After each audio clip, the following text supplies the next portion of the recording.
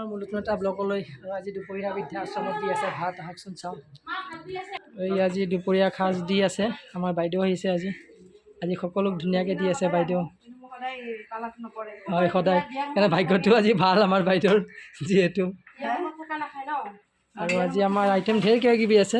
আজি এইফালে পনীৰ আছে আৰু এইফালে মাংস আছে, এইফালে গুটি আলু ভাজি, লাবৰা চব্জিয়ে, আৰু এইয়া বাইদেউ পলিথিনত লৈ আছে পাপৰ,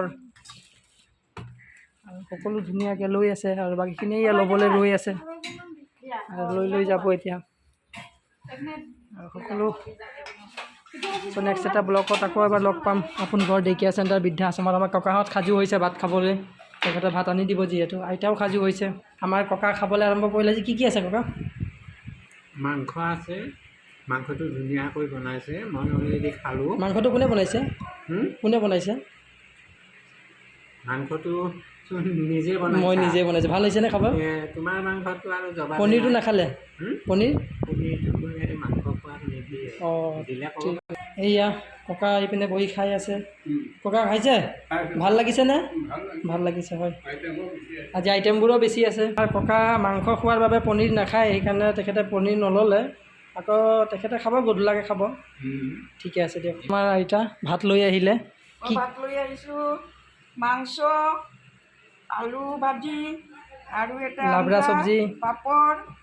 এইটো দালিটো মই নাখাওঁ, ঠিক আছে দিয়ক। আজি মাংসটো কোনে বনাইছে অকণ খাই চাওকচোন।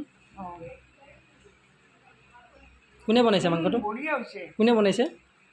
মোৰ ল'ৰা বনাইছে, কি কয় জানো, চানো। গতিকে গম পালে মই বনোৱা বুলি, খাই সোৱাদ গম পাইছে ন? এইয়া চেলিকি চেলিকি খাইছে। ময়ে বনালোঁ যিহেতু। আমাৰ বাইদেউ ভাত ল'বলৈ ৰৈ আছে কেনেকৈ, দেখিছে? দুটা কাঁহী লৈছে। হয়, গতিকে আমাৰ ককাহঁতৰ কাৰণে, নিজৰ কাৰণে নহয় যিহেতু। এইয়া ককাহঁত যিহেতু যাব নোৱাৰে, তেখেতসকলক ধুনীয়াকৈ আনি দিব এতিয়া। আৰু আইতা ভাত আহি গ'ল। আইতা ভাত খাই আছে।